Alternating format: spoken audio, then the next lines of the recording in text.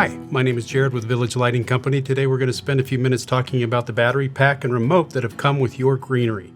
Whether you're installing a new battery pack or setting up your new greenery for first-time operation, the steps are similar.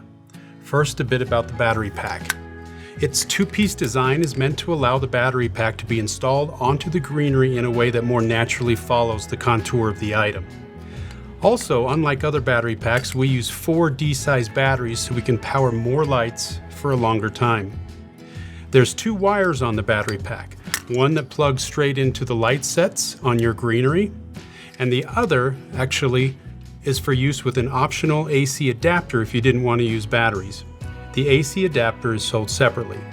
You can also purchase Garland linking cables that allow you to link multiple Garlands together with one AC adapter. No need to use batteries. There's also a multifunction illuminated button on the top of the battery pack that can be used to operate the pack. Okay, now to set up your battery pack. Remove the current battery pack from the clips. If you're replacing your battery pack, you'll follow these same steps, but you will also disconnect the wire that leads from the battery packs to the lights. Once this is done, take your new battery pack and unscrew the canisters from the caps, just like this. Next, you want to insert the batteries. When you insert the batteries, make sure that the plus side is facing up as you insert them into the tube. Now you need to replace the caps. This part is very critical to get correct. As you screw the canister into the cap, make sure that the cap is in straight and screws in straight and does not cross thread. You'll notice that if it's cross threaded, the cap will be slightly crooked, and there'll be a gap between the canister and the cap. If that gap is present, the packs will not work correctly. Double check them when you're done.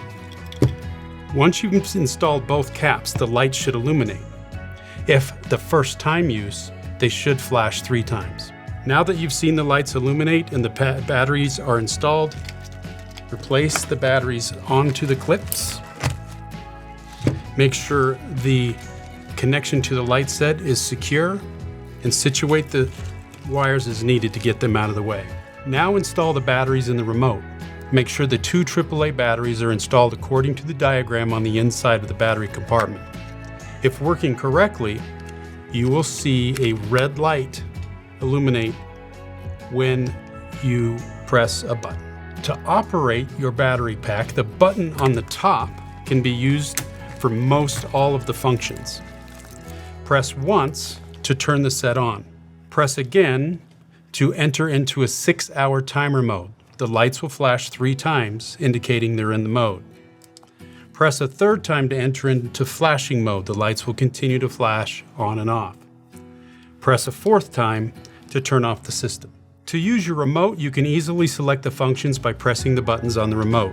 On and off, flashing mode, 4, 6, 8-hour timer modes, and adjusting the brightness of the bulb. A quick note on how the timer works. The timer begins its countdown cycle whenever it's activated.